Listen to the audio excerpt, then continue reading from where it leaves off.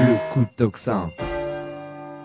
Le coup de tocsin, je sais, vous l'attendez, c'est au bon tweet. Bonjour mon tweet, comment allez-vous ? Bonjour Clémence, ça va bien et vous ? Bon, ça va, dites-moi, vous êtes venu jeudi dernier, vous êtes venu encore hier, là vous êtes venu aujourd'hui, c'est tous les jours maintenant, hein, quand vous voit sur notre plateau, vous pouvez plus vous en passer. Ouais, c'est drôle surtout pour moi qui déteste parler en public. Ah bon, vous détestez parler en public ? J'exagère un peu, mais comme je suis un grand timide, j'ai toujours été quand même beaucoup plus à l'aise à l'écrit qu'à l'oral. En fait, souvenez-vous, c'est vous qui m'avez entraîné là-dedans il y a 3 ans. Et même maintenant, au bout de 3 ans, j'ai à chaque fois une petite appréhension, mais bon, je gère. Et puis comme c'est ma dernière chronique avant les vacances, les gens vont avoir 2 mois tranquilles sans que je vienne leur raconter mes conneries. Donc j'en profite tant que je peux. Vous avez raison. Surtout qu'il n'y a pas encore le conseil de classe, hein, comme je disais hier, et je ne sais toujours pas si je reviens en saison 4. Et puis, puisqu'on parle d'écrit, je rappelle pour ceux qui n'ont pas suivi l'émission d'hier que je sors un livre qui s'appelle « Mon Dieu, comme je l'ai hais » et qui raconte, via un échange en plusieurs actes entre vous et moi, comment on passe de normie à présidentiable complotiste avec un programme extrêmement simple et en même temps très séduisant, à savoir mon fameux tout cramé pour repartir sur des basses scènes. Bravo, bah écoutez, vous êtes très bon finalement en promo, même si je peux me permettre, vous avez quand même oublié de préciser où on pouvait le commander. Alors pas du tout Clément, c'était l'objet de ma prochaine réplique pour laquelle j'avais prévu d'afficher l'image que voici d'ailleurs. Ah bah voilà. Voilà, en précisant que le livre se trouve en exclusivité chez Tocsin et que la précommande se fait sur boutique.tocsin-media.fr. Je répète, boutique.tocsin-media.fr, étant donné que le livre est en cours d'impression et qu'il sort dans quelques jours. Et je terminerai en disant qu'il y a 2 formules pour la commande, une à 6 € pour le livre seul et une à 15 € pour la version luxe, à savoir le livre et les lunettes orange, avec l'inscription 4 feux. Et je vous mets au défi de trouver où que ce soit un aussi bon rapport qualité-prix. Ah bah ça y est, vous êtes parfait. Voilà. Voulez-vous, ma chère Clémence, pour être parfaitement complet, que j'explique à vos auditeurs ce que veut dire 4 feux ? Peut-être pas, non, vous savez bien que je n'aime pas trop certains mots légèrement vulgaires, et puis bon, ils vont le découvrir en lisant ce livre. Bon, eh bien, cher public, puisque Clémence ne veut pas que je dise que 4 feux, ça veut dire qu'ils aillent tous se faire enculer, je ne le dirai pas, et je vous laisse le découvrir en parcourant les pages de ce livre poignant, qui, au fil de ces chapitres, vous procurera des émotions fortes et vous fera passer du rire aux larmes, en passant même parfois par la colère. C'est vous dire si vous en aurez pour votre argent et que je me suis pas foutu de votre gueule. J'aurais pas dit mieux, sauf peut-être pour le début de votre phrase. Voilà, j'ajoute que je peux malheureusement pas viser le Goncourt puisque je fais l'objet d'une ignoble cabale lancée par le monde de l'édition envers les auteurs complotistes.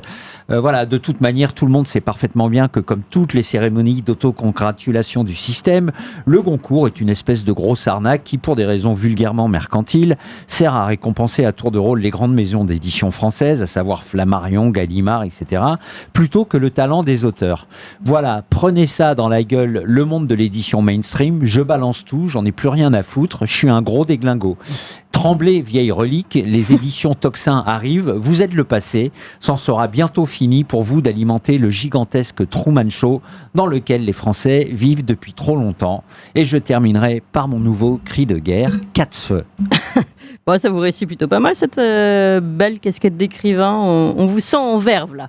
Oui, alors je l'aime beaucoup, moi, cette casquette d'écrivain, mais ce n'est pas fini, ma chère Clémence. Je vous annonce également qu'à la fin de cette chronique, je vais vous présenter mon clip dont je vous ai parlé la dernière fois et qui constitue la concrétisation d'un rêve d'adolescent. Encore ? Puisque, comme je vous l'ai dit jeudi dernier, à 16 ans, je voulais faire rockstar. Nous vous attendons avec impatience de voir ça à la fin de votre chronique, comme vous l'avez annoncé.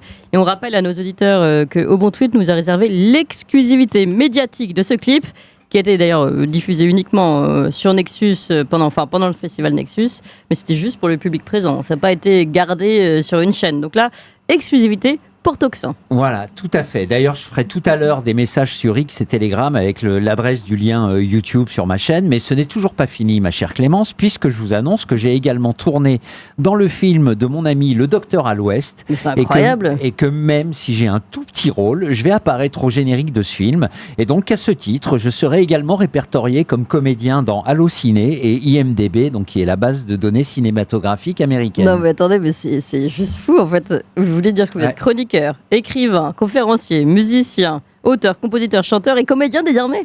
Parfaitement, Clémence, mais pas que, puisque j'ai également déposé à l'INPI mes recettes du risotto aux asperges et du clafoutis aux cerises, ce qui fait désormais de moi un cuisinier pâtissier répertorié, ce que je trouve d'ailleurs très limitant, puisque je me considère plutôt comme un créateur de saveurs. J'en profite d'ailleurs pour vous dévoiler que d'autres recettes sont en cours de préparation, mais que chut, c'est une surprise, vous verrez bien. Et comme par ailleurs j'envisage de me présenter à l'élection présidentielle, cela fait aussi de moi un homme politique. Ça vous fait quand même énormément de casquettes, mais vous pensez avoir autant de compétences que les autres candidats à la présidentielle ? Alors là, vous me vexez, Clémence, vous voyez bien que j'en ai 100 fois plus, puisque moi, à la différence de tous les politiciens mainstream, j'ai bien compris qu'on ne peut proposer aucun programme si au préalable on ne s'est pas débarrassé de tous les horribles traités qui nous empêchent de le réaliser, comme par exemple le traité de Maastricht qui nous lie pieds et poings à l'Union européenne, ou bien celui de l'OTAN qui nous force à défendre des pays qui ont comme héros national un sympathisant nazi, ou encore l'OMS qui va nous forcer à injecter plein de gens avec des produits chelous à chaque pandémie foireuse, etc. J'ajoute que puisque le petit Gabriel Attal a promis de supprimer le déficit de la France d'ici 10 ans, sans à aucun moment nous expliquer comment il compte s'y prendre, moi je vous annonce que je suis en mesure de réduire drastiquement le poids de la dette en quelques mois, sauf que moi, je sais comment je peux le faire, et si vous voulez, Clément, je vous le dis à l'oreille. D'accord, mais si je trouve que c'est une bonne idée, vous le dites également au public. Ok, on fait comme ça.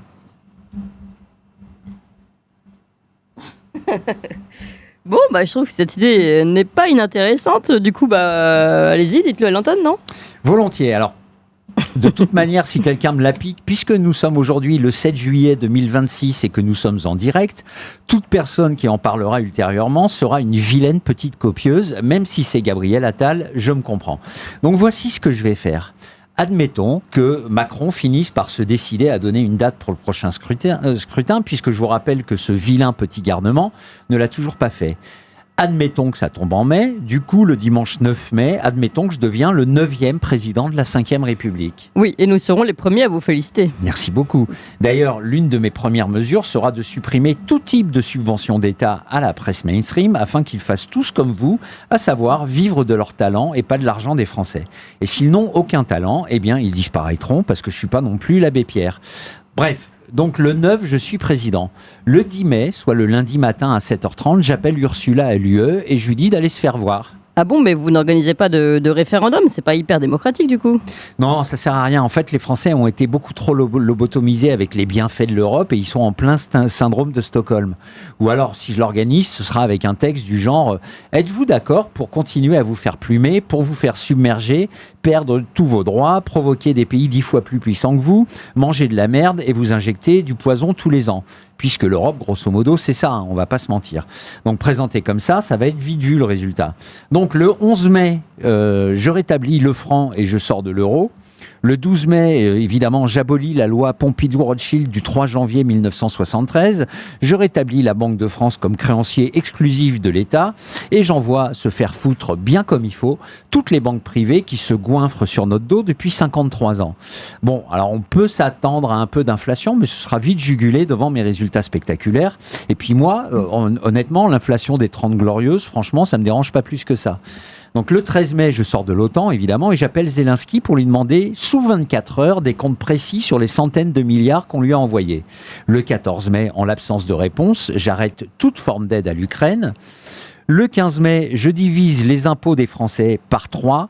Et le 16 mai, soit une semaine après mon élection, je fais comme Dieu, je constate mon œuvre avec satisfaction et je me repose.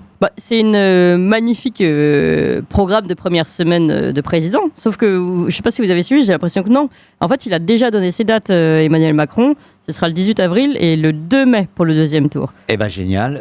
Non, j'avais pas suivi parce que ce week-end, j'ai un peu décroché. Ça n'en reste pas moins un petit garnement. Mais bon, voilà, tant pis, on va décaler mon programme d'une semaine. C'est encore mieux parce qu'il n'y a pas une seconde à perdre. Vous avez raison. Je trouve effectivement que c'est une magnifique première semaine. Et ensuite, on déroule. On supprime tous les comités Théodule.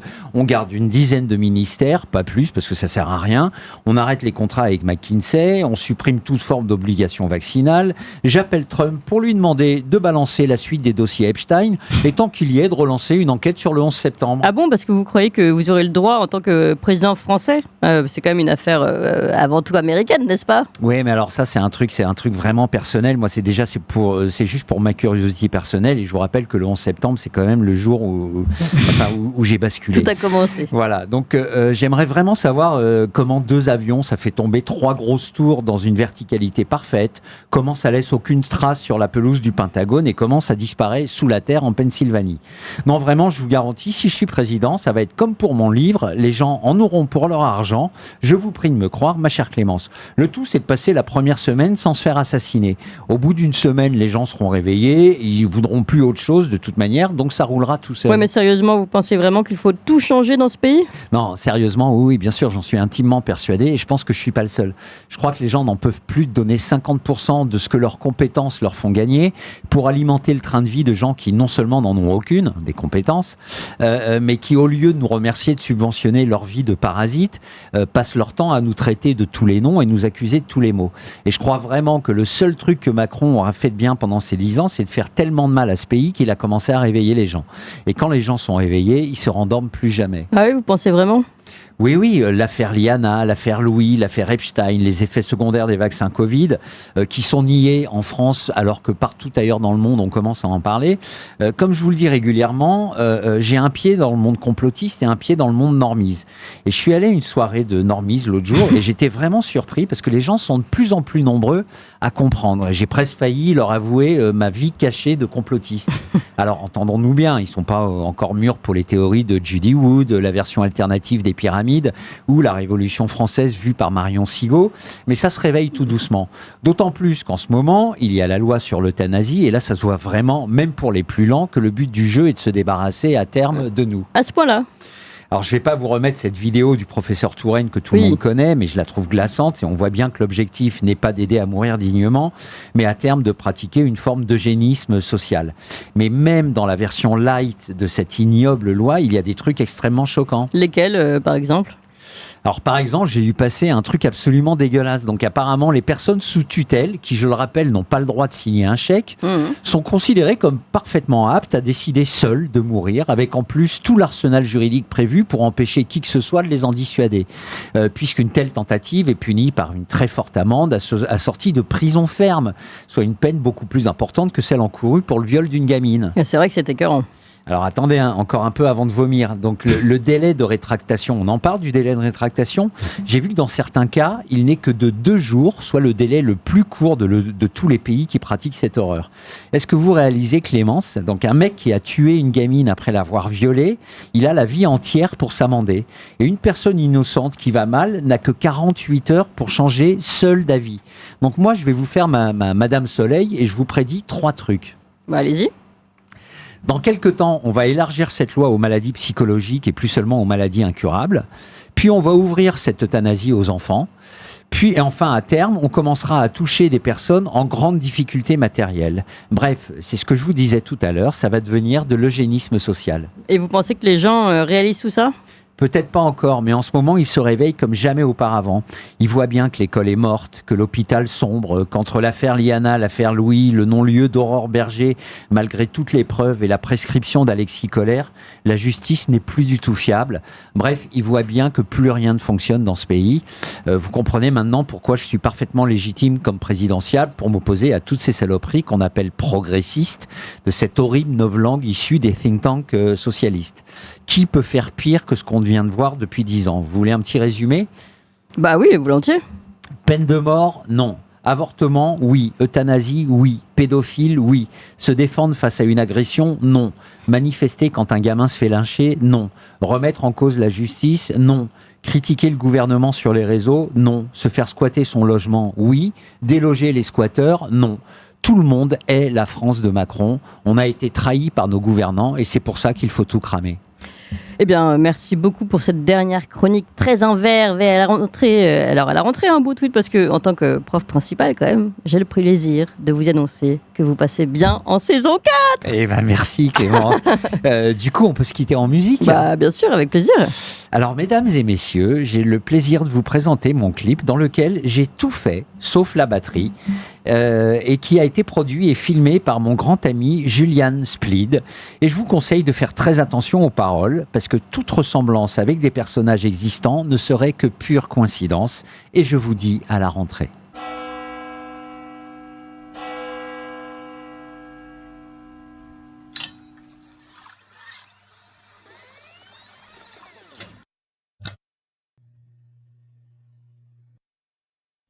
Notre petit gamin joue avec une paire de lunettes pendant que son très vieux conjoint nous dissimule sa zigounette.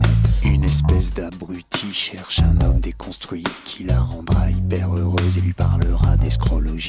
Un ersatz de Richard Gere, bégayant et bedonnant, fait 3 petits tours et puis se tire une main derrière, une main devant. Une espèce de gros connard s'amuse à ficher les gens et profite d'une très sale histoire pour détourner beaucoup d'argent. Une vieille dame très austère et qui ressemble à mon papa nous la fait chaque fois à l'envers à grands coups de 49.3. Un petit clone supposé nous approvisionner en fuel préfère rechercher le succès en écrivant des livres de boules. Environ 600 crétins censés nous représenter nous trahissent à chaque scrutin, piétinant toutes nos libertés. La demi-sœur d'un cocker hurle son insoumission, mais à chaque fois qu'elle peut le faire, elle presse le mauvais bouton. Au secours, je suis chez les fous, ils sont là tout autour, j'en vois partout. Au secours, je suis chez les fous, j'en peux plus, je crois que je suis à bout. Au secours, je suis chez les fous, ils sont là, ils m'entourent et j'en vois partout. Au secours, je suis chez les fous, j'en peux plus, je crois que je vais finir au trou. Un gros monsieur très joufflu faisant figure d'autorité ne bouge son énorme cul que quand il s'agit de bouffer. Un vieux trotskiste qui m'écœure et m'en tripoter les enfants finis néo-conservateur et prône la guerre à tout bout de champ. Un philosophe raté, amateur de chantilly, penche toujours du mauvais côté à chaque fois qu'il y a un conflit. Une vieille folle ibérique massacre une superbe ville et justifie ses pratiques avec des arguments débiles. Un fragile damoiseau avec un feu sur la langue devient bourreau des hôpitaux et d'une population exsangue. Un horrible corbeau noir ayant des casseroles au derrière dîne à l'œil presque tous les soirs et fait un doigt à la caissière. Une dinde sur un perchoir et le vent des gallinacés utilise pour son bon vouloir des escadrons de policiers. Et toute une bande de courtisans travaillant dans les grands médias dans des micros très complaisants à tout ce joli monde-là. Au secours, je suis chez les fous, ils sont là tout autour et j'en vois partout. Au secours, je suis chez les fous, j'en peux plus, je crois que je suis à bout. Au secours, je suis chez les fous, ils sont là, ils m'entourent et j'en vois partout. Au secours, je suis chez les fous, j'en peux plus, je crois que je vais finir au trou. Et si vous voulez mon avis, je crois que c'est pas terminé. Certains vont avoir des ennuis avec Jeffrey et ses dossiers. Je pourrais continuer comme ça pendant des heures et des heures, mais rien qu'avec ce tableau-là, j'en ai déjà des hauts le cœur. Je cherche en vain un moyen pour pouvoir tout encaisser, mais là franchement je ne vois rien à part te faire enculer. Je cherche en vain un moyen pour pouvoir tout encaisser, mais là franchement je ne vois rien à part te faire enculer. Je cherche en vain un moyen pour pouvoir tout encaisser, mais là franchement je ne vois rien à part te faire enculer. Je cherche en vain un moyen pour pouvoir tout encaisser, mais là franchement je ne vois rien à part te faire enculer. Je cherche en vain un moyen pour pouvoir tout encaisser, mais là franchement je ne vois rien à part te faire enculer. Je cherche en vain un moyen pour pouvoir tout encaisser, mais là franchement je ne vois rien à part te faire enculer. Au secours, je suis chez les fous.